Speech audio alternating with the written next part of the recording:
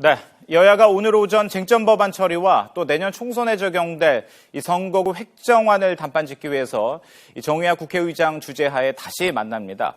하지만 이종걸 원내대표의 참석 여부가 불투명한 상황이어서 자칫 이 정 의장과 여당만 참석한 이른바 반쪽 회동이 될 가능성도 나오고 있는데요. 지금 국회를 연결해서 상황을 듣도록 하겠습니다. 구수봉 기자. 네, 국회입니다. 네, 일단 오늘 회동은 몇 시로 예정이 돼 있습니까?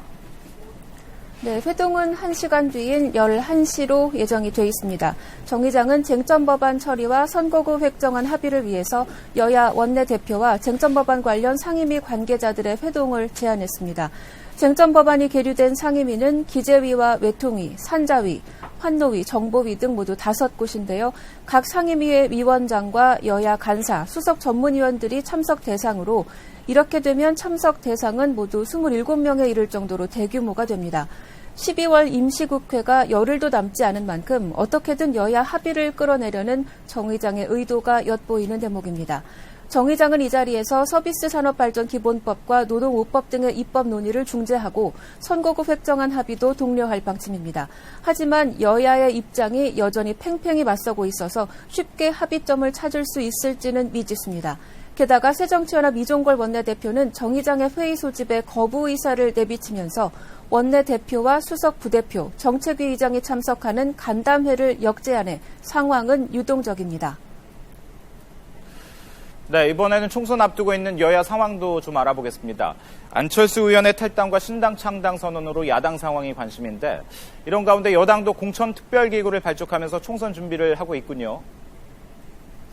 네, 그렇습니다. 새누리당이 어제 공천특별기구 위원 13명을 선임해 발표한 데 이어서 조금 전인 오전 10시에 첫 회의를 열었습니다. 내년 총선에 적용할 공천 방식에 대한 논의가 본격적으로 시작이 된 겁니다. 후보 선출을 위한 경선에서 당원과 일반 국민의 참여 비율이나 결선 투표제 또 우선 추천제 등의 도입 여부가 여기서 결정됩니다. 하지만 기구 위원장인 황진하 사무총장을 제외한 12명의 위원의 면면을 보면 친박과 비박이 정확히 절반씩 구성돼 있다는 평이어서 중요 사항을 결정할 때 진통을 겪을 수 있다는 지적이 나옵니다. 야당의 상황도 여전히 심상치 않습니다. 독자신당 창당을 선언한 안철수 의원은 오늘 대전을 방문합니다. 이미 앞서 부산과 광주를 찾았던 안 의원의 대전 방문은 안 의원 본인은 물론 신당에 대한 전국적인 지지를 노린 공격적인 행보로 풀이됩니다. 이에 대해 새정치연합 문재인 대표는 온라인 입당자들과 함께 오찬을 갔습니다. 문 대표는 온라인 당원 가입 시스템을 통해 가입한 10,000번째와 30,000번째 그리고 60,000번째 당원 등과 함께 오찬을 하면서 민심을 청취할 방침인데요.